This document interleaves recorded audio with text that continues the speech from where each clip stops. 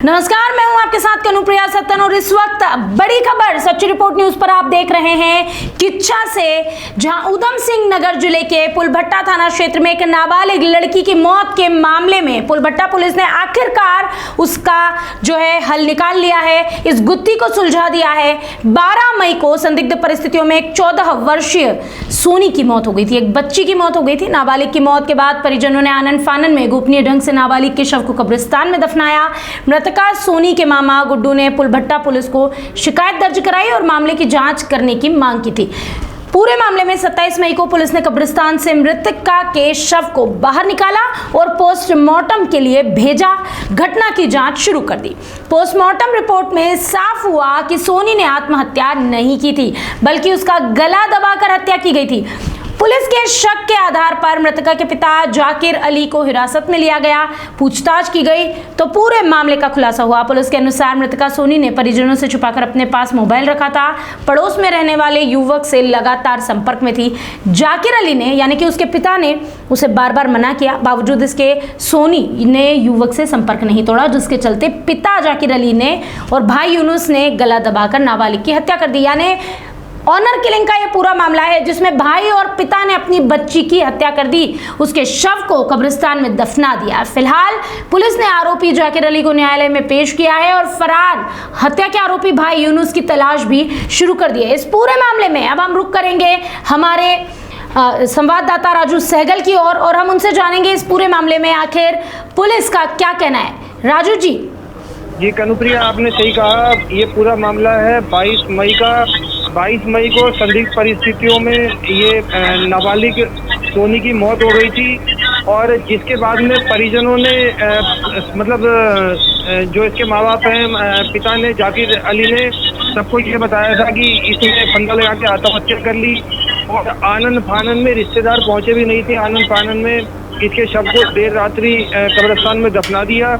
उसी के बाद से ही जो इसके मामा है, मृतका सोनी के जो मामा है गुड्डू, इनको शक हुआ था परिजनों के ऊपर कि इसके पिता और भाई द्वारा इसकी हत्या की गई है और उसी ने ही पुलभट्टा थाने में शिकायत दर्ज कराई थी।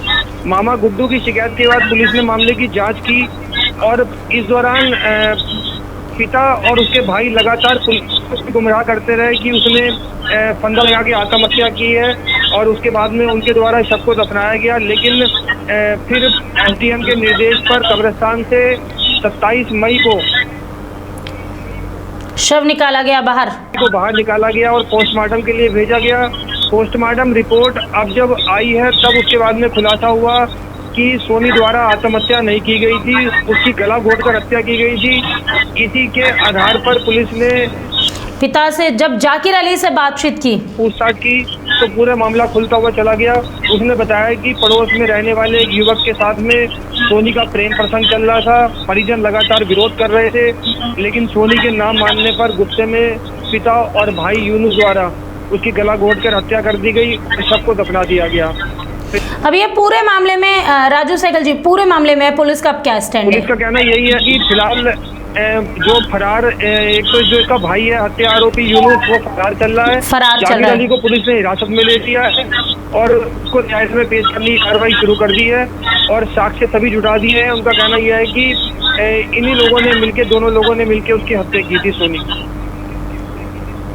तो जो पिता है उसका, आखिरकार पिता ने अपना जुर्म कबूल किया है और पिता ने बताया कि उसने भाई के साथ मिलकर अपनी ही बेटी को 14 वर्षीय मासूम बच्ची की जान ले ली। अनुप्रिया, पुलिस की पूछताछ में उसने कबूल किया और जो मृतका का मोबाइल फोन और उसका 2 पर्चियां जिसके ऊपर उसके बॉयफ्रेंड का नंबर लिखा हुआ था वो और उसका आधार कार्ड, ये पुलिस ने जब्त कर लिया है उन्हीं की निशानदेही पर।